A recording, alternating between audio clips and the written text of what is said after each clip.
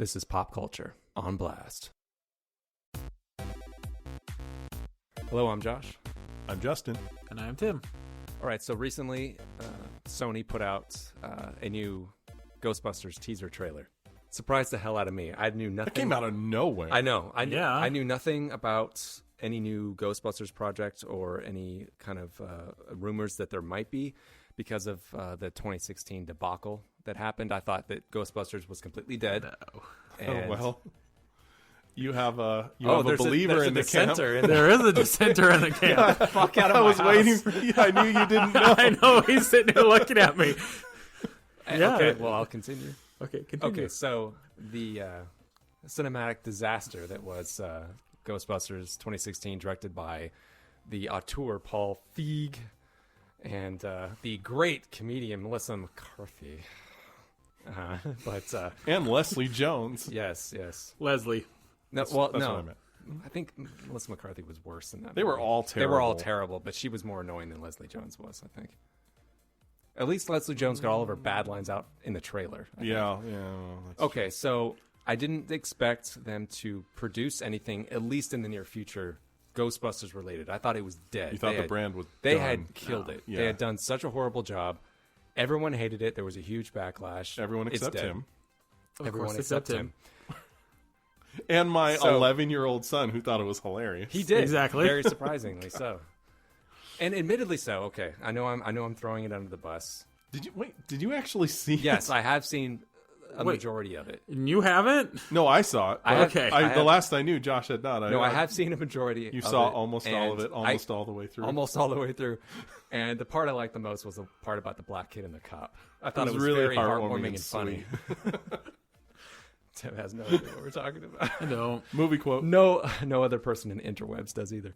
But yeah, it did have some funny moments, admittedly so. But for the most part, I thought it was a complete flatline. Okay, so let's open it up to Tim, since you are an advocate of Ghostbusters 2016, or as some called it, the all-female Ghostbusters, which I think is a little unfair. I never thought. I don't think it's fair to label it that way. No, I never thought of it That's- either. I yeah. just thought of it as a Well, reboot, and that if you want to have women in it, fine. That was a lot of people's problems, was that it was an all-female. I think that's reboot. what Sony wanted us to think when they smelled a problem coming. But No, because I was paying attention once that first trailer came out, and everyone was freaking out because it was girls. that I never. bothered me. No, my reaction was, this looks stupid. Yeah, the trailer I never looked had bad. any thought in my mind about this is all women. I didn't care. Yeah. See, I didn't have that thought either. I didn't care if it was women. I actually like Melissa. Well, let me McCarthy. get somewhere else, Okay. because that trailer made me so angry, and I've never gotten. The movie was dead in the water. Oh, it was after that. First trailer. But when I watched Dead. that trailer, I never had a reaction to a trailer before. But I was so upset because it looked so horrible. What in the trailer did you like? Because I can't imagine someone liking it. And if you did, that's great. But I just want to get your point of view. I enjoyed it because Melissa McCarthy's head doing the freaking Exorcist rotation while she's hanging out the window, and Leslie Jones being Leslie Jones, which is loud and obnoxious, which is what she does well, in my opinion, because All that's right. the kind of Fair character she plays. Well, she plays it well. She Well, see, is loud and obnoxious. I had never seen Leslie Jones up to that neither. point. I have. so that was- I've that was watched all surprising. these people on it. I watched all these girls in SNL. Okay. I love SNL. It's funny. She does loud and obnoxious very well, and that's why I enjoy her. Chris Hemsworth sitting there being the cliche dumb secretary, only he's a guy. Do you want to jump in? Go nuts. I was about to ask the both of you, because the topic is not the 2016. No, it's not. the 2016 version. It's the 2020 version. Right. That's at this point, honestly, even if it gets made. It'll That's get what made. I find interesting about this teaser trailer we got. They put it out and they listed Jason Reitman as director, but they've literally not talked to the cast. Like Ernie Hudson is listed as saying, well, they haven't talked to me yet. It's like they have this idea of a movie. They've talked to Dan Aykroyd already. He's probably the only one. But yet they're pushing Well, forward. Bill and Murray is Bill Murray. He does what he wants. he'll so- either do it or he won't. Exactly. But for them to announce I don't this think he will. sequel, I don't think he will either. No. And even if he did, it's going to feel uncomfortable. I mean, But Do you remember how feel uncomfortable like it was when he was trying to do the press interviews for that? Yeah. He looked dead, and he sounded He looked dead. dead inside. It looked like they drugged him and dragged him out on stage and forced him to say these things. I actually heard that, and maybe I'm totally wrong, but that Sony essentially blackmailed them and said, you will do this or else, and threatened them in various ways to say, we need your support for this movie. You're going to give it to us or else. That came about, I think, from the Sony hacks that happened. Yeah. And that looks like Murray. That looks like a man under the gun. You know, the other guys are probably like, whatever, but he was the holdout. As a supporter of the 2016 one, would you have rather them do a sequel to that or this? Or, Ghostbusters? Would you rather Ghostbusters 3 or Ghostbusters New 2? Honestly, I was one of the people who was wishing that the 2016 was going to be Ghostbusters 3. Now, okay, that's a fair thing. We all thought that, and that's part of what pissed everybody off. That is part of what pissed everyone off. Because we thought, all the fans speculated that at this point in time, if there was going to be a Ghostbusters 3, everyone expected it to be a passing of the torch and handoff. Or at least exist in the same universe. Yeah, and the trailer made it seem that it was. Everyone, that first one, yeah. It's almost like with Star Wars, how fans, even though, and I know you're going to correct me on this, fans collectively, if you ask them, how did Anakin get all disfigured? And everyone goes, oh, they fought on a lava planet. But fuck, where does it ever say that in the movies, not the books? But everyone seemed to know. And by that extension, everyone seemed to have this idea, like a universal idea, that Ghostbusters 3, if it was to be what the 16 version, that version of Ghostbusters 3, would have been them in a franchise type Ghostbusters situation where the original crew is there somewhere else in New York, and then this is a different crew. Like, everyone seemed to think, well, that's what it would be. But it wasn't. The other thing is that there was the video game. Right. Which is actually canon as well within the Ghostbusters universe. Mm-hmm. And they've ended that video game with them all the ghosts are caught in New York. New York's fine now, and they were opening a franchise up in Los Angeles. See, perfect. To start. Yeah. That's another thing that because the people, when that came out and you played the game, you're like, I'm a Ghostbuster. This is what 2 should have been, Because it is actually what 2 should have been. Have you guys played the game at all? No. I've seen some of the I played it. scenes. I loved it. It felt like 2. It explained a lot of the stuff from the first one that wasn't answered. Don't step on 2 too much. I'm not stepping on 2. I love 2. Okay. I love 2. I'm an advocate. But it's what 2 could have been in it 2. Yeah. It could have took 2 to this level. Okay, fair enough. Because 2 wasn't on par with the first one, which is the honest truth. Let's face it. I love 2. I love the funniness, the campiness of it all. It's a very different movie than the first one. It felt very different than the first one, in my opinion, too. No, some would say they pretty much copied the main strokes of it. The strokes of it, yes. But I would argue that the first movie, and I truly hope in this third one they capture this. The first movie is a thriller. It's a ghost movie that is funny.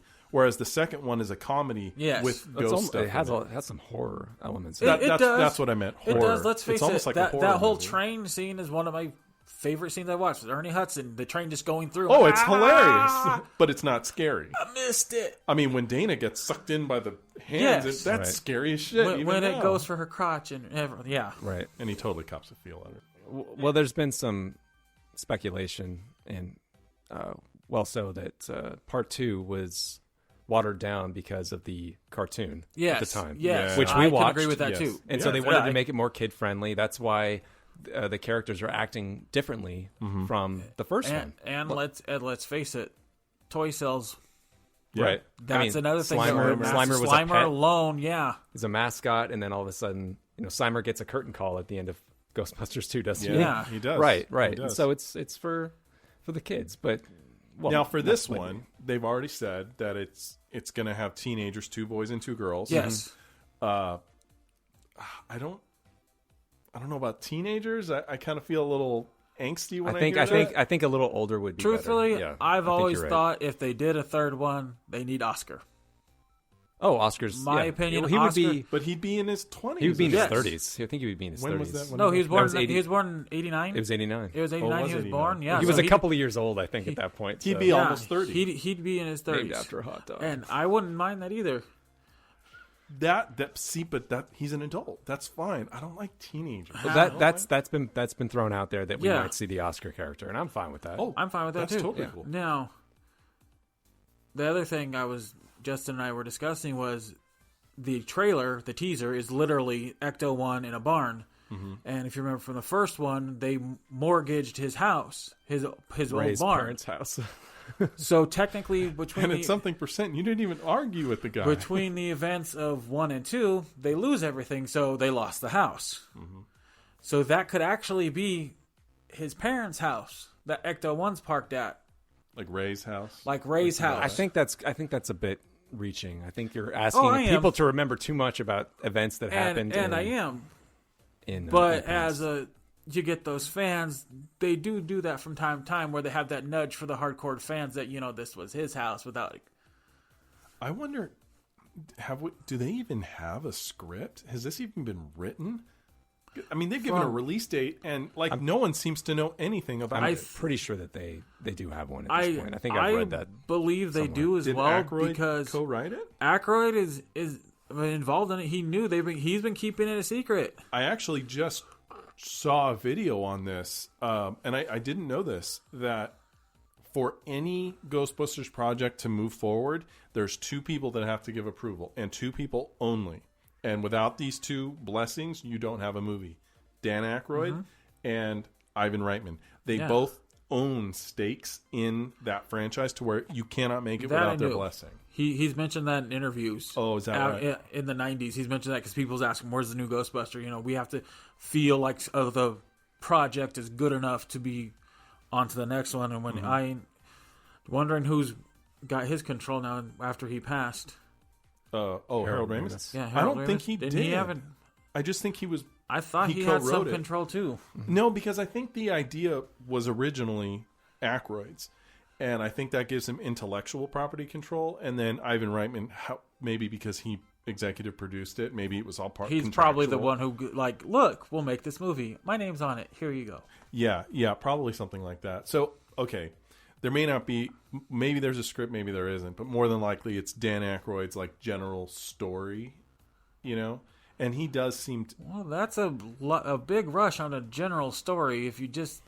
Because that teaser came out of nowhere. They've been sitting on it. So who's not to say they've been sitting on this script the entire time and they've been getting this prep? Ernie Hudson could be saying, no one talked to me because they already talked to him. They do that crap all the time. Because they've been talking about a third one for 10 years. You got to start thinking in the way of Marvel where they can't tell you anything. They can't even tell you if they're in it. Makes me wonder what their plan was by releasing a trailer, a teaser so early before they've even shot anything. I say test the waters. Maybe that's exactly he's got a point was. Because they knew that maybe they had a feeling like they would get exactly what they have. They're chumming it out there. A storm. And now they're getting a storm of controversy because people are pissed. Like Leslie Jones is pissed because it's not. It's like. Well, they're ignoring ignoring them. Why should she? They ignored the first 2. Why would you think this is at all? Well, because of the fact that so many people actually were angry that even if it was an actual third one, they were angry when they were talking back in the day, Scarlett Johansson and Jessica Alba as being the ones who take over for them. That would have been more interesting. Well, that was also the mid 2000s. So right when they were discussing that, and people were mad because they didn't want that. They wanted the guys there. And the guys were going to be there. They were just going to hand the torch over to them. Well, to mirror something I said in our previous episode, I'll throw this back to you guys. We just established Ghostbusters 2 was in 89, so almost 30 years later. Is the magic not going to be there? This is the movie making has changed. The audiences have changed. Some people even argue. I mean, Ghostbusters 2 is, and I love Ghostbusters 2. On paper, structurally, it is very much like the original. Yes, but Ghostbusters 1, like we were saying, is very much like a horror movie with comedy, whereas the second one is more of a comedy with some ghosts in it, sci-fi comedy. But they have a certain tone that I don't think they do it. Bill Murray's not going to be in this movie. No. Like, even if he is, it's going to be for like one shot, maybe. Bill Murray is his attitude, his behavior sets the tone of those movies, right? They're irreverent, but he adds irreverence. Egon and Ray add the seriousness, the tech side, and so on. There's a balance that makes that Ghostbusters. Do you think, will this even, could be a great movie, but is it going to, just like our Star Trek conversation, is it really going to be Ghostbusters anymore? Or is it going to be something else? Because when you remove something from the time, 30 years is a long time. It's just like Star Trek and Star Wars. They're not the same movies anymore. They can still be good, but they're just not what they used to be. They're never going to be the same movies anymore, and that's kind of the point. If But you try and one and make the two- same, if you try and make the same movie, it will fail because people won't want that now because they already had that. Oh, don't get me wrong. I'm not saying it should be a carbon copy. I just mean that 1 and 2 were made, 5 years. 5 years Yes. apart? Still close enough. This is a different animal. This is like, Fuller House versus Full House, although that's the same damn show. It is, But- actually. Please don't mention that on this podcast. That's a good show. Eat me. They actually are good. I would. But- okay, okay. this is me personally. I would like to see them embrace the first one. Obviously, go back to that. Make it more of a horror movie. And since Dan Aykroyd is like the controlling stake in this, he likes all that weird shit. So I have no doubt it would drift A to little that. too much. Yeah, he does go. He had Harold Ramis to temper it That's down. why they work so well Yes. together. And see, that's missing. That's what I mean. Like, this stuff isn't going to. In his Harold Ramis won't be there.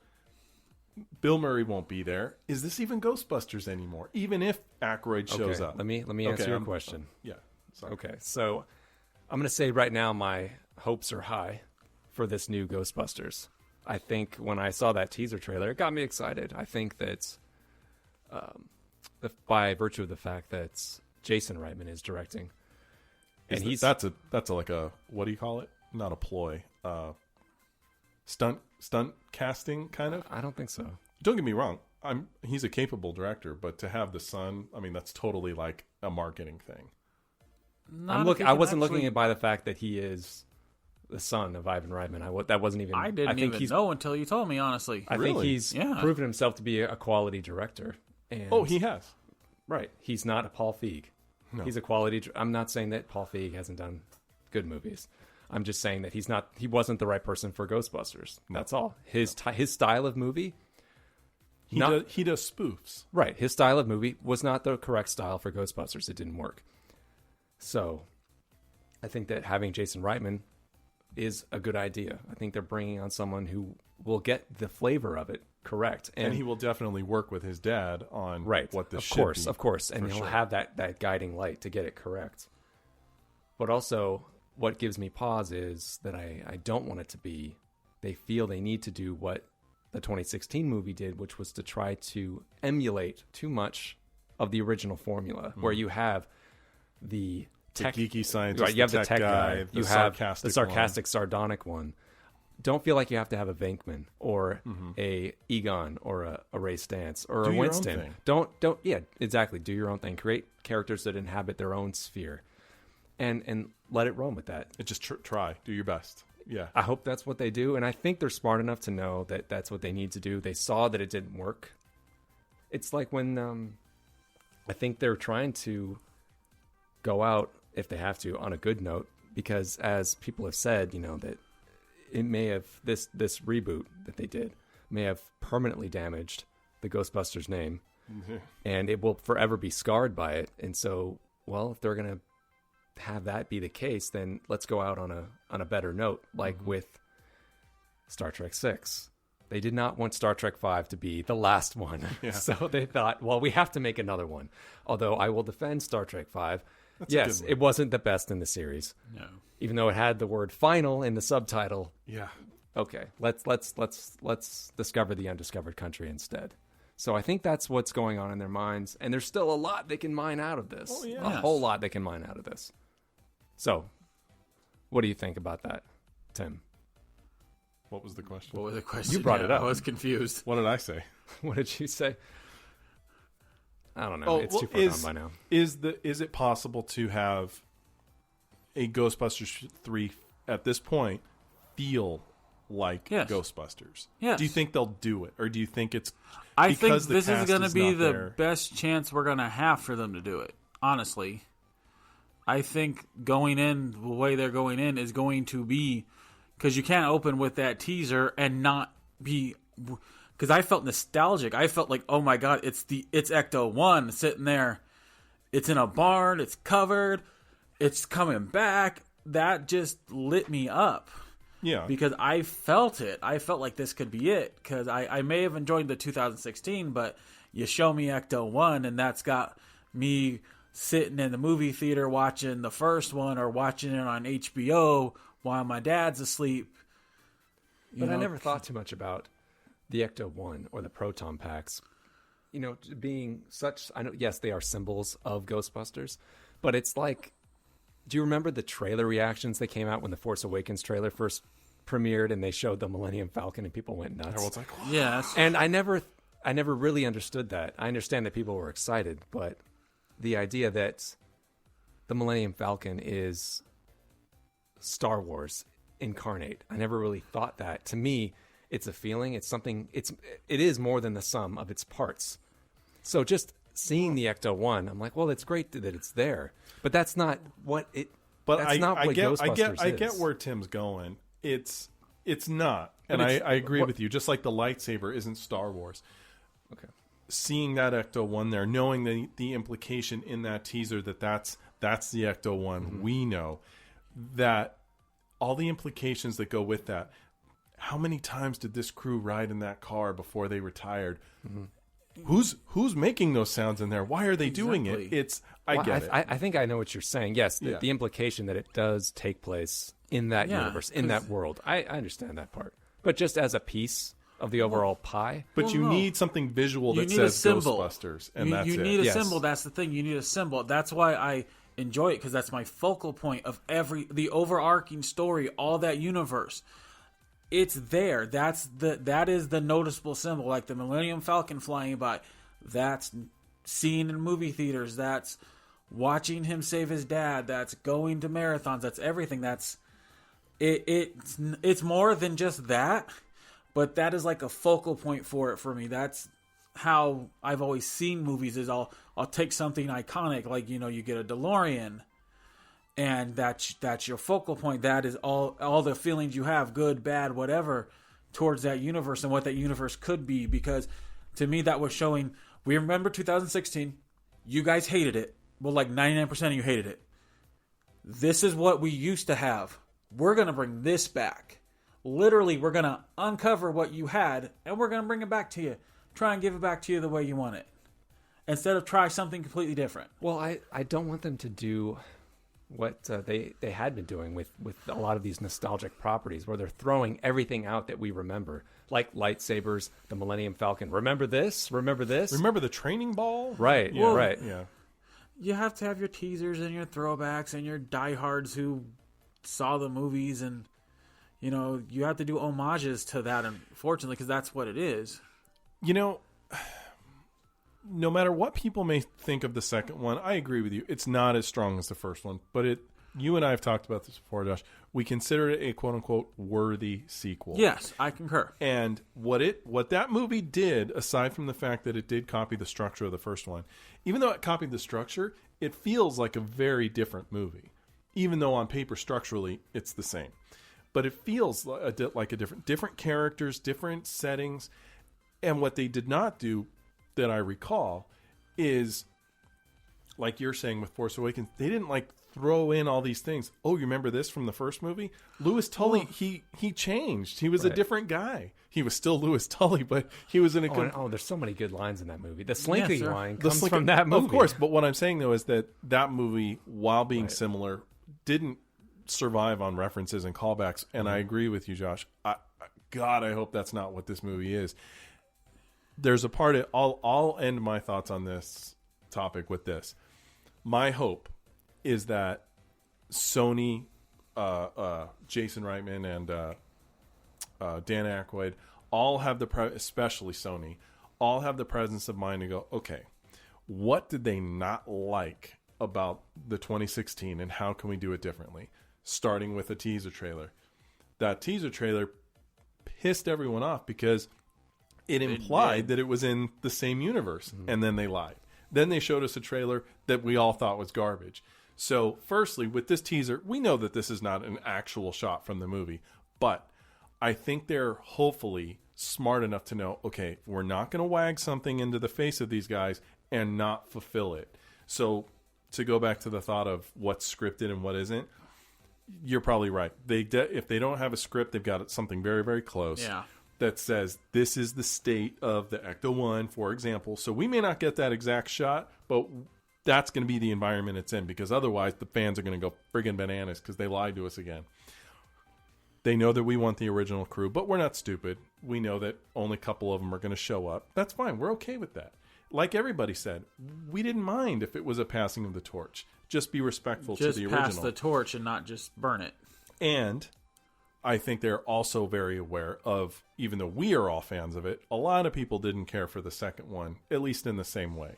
So I think they will make an effort to make it what the first one was. Not structurally, but that the second one was, or the first one was darker, a little more scary. And I think they'll embrace that. And I think they know that the audiences are ready for that. Well, they can do that now and still not have it affect its sales, toy sales, because that's another thing too, is you have to market it correctly. And I think they can do both, because kids today can handle things we couldn't when we were growing up. Well, we were the kids for that movie. Yeah. We could handle it. Mm-hmm.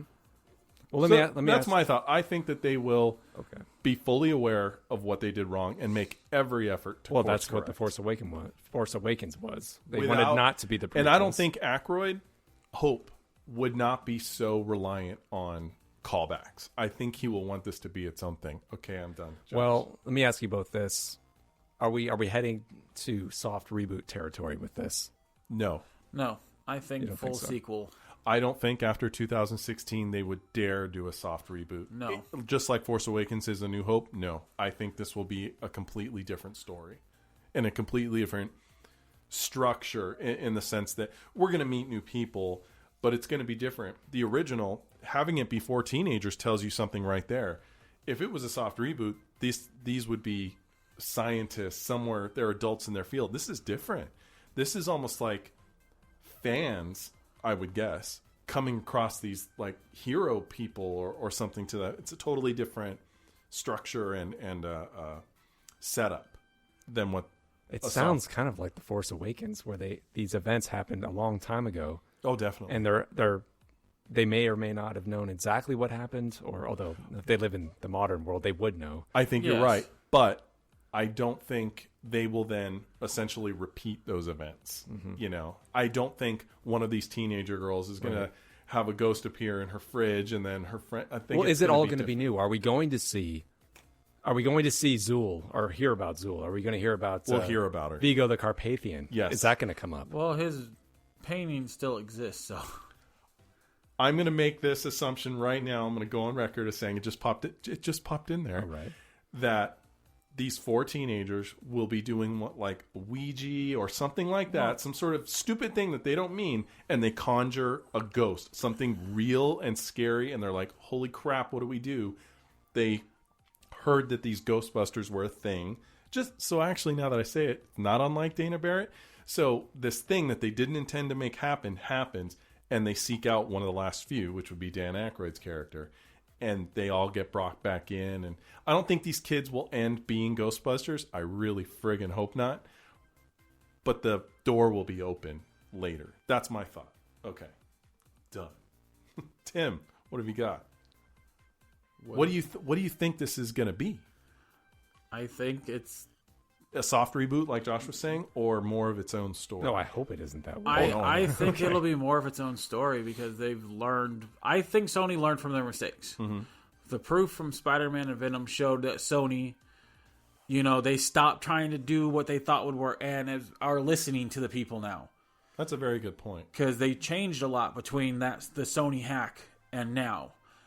And they've been more successful because of it. Well, they ran to Marvel for Spider-Man, and Marvel Well, fixed yes, that. but they did Venom on their own, and it made more than the Spider-Man movies. Homecoming? Mm-hmm. Well, Okay, color me It made surprised. more than that. So they've proven that they can actually do this themselves. Okay. And I truly think that they're going to make a film fans will want to see. And they, like you said, they know better than to, oh yeah, look at this. Nope, not there. They're not going to do that crap again. Yeah, I don't think they'll do Because that was my biggest problem that I have with the 2016 movies, the fact that it teased that they exist because that's there, and no, they don't exist yet. Mm-hmm. They pulled the rug out from under you. Well, I think we're on the same page with that, Josh. I think you're probably... So we're cautiously optimistic. I'm definitely optimistic. I'm extremely but optimistic. I can see where it could go wrong. Is Elmer Bernstein still alive? He did the score for the first one? I don't think so. I don't think so either.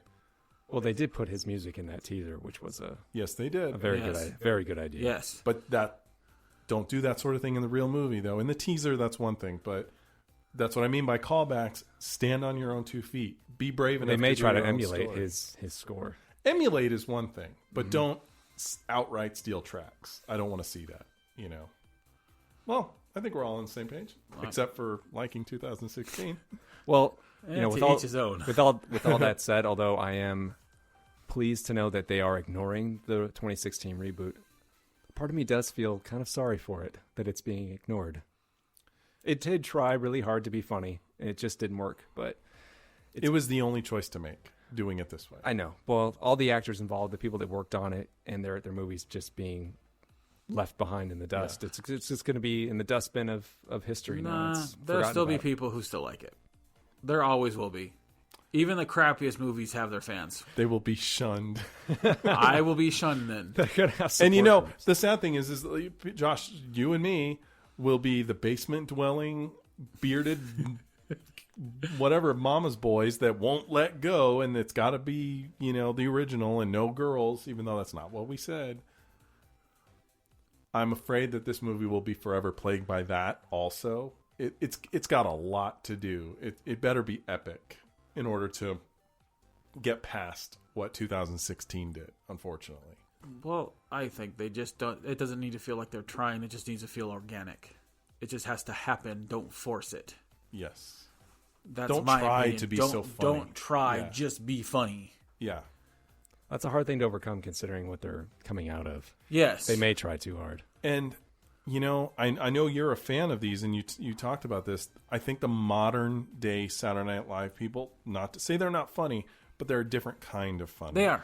And I think they need to find, I like your word organic.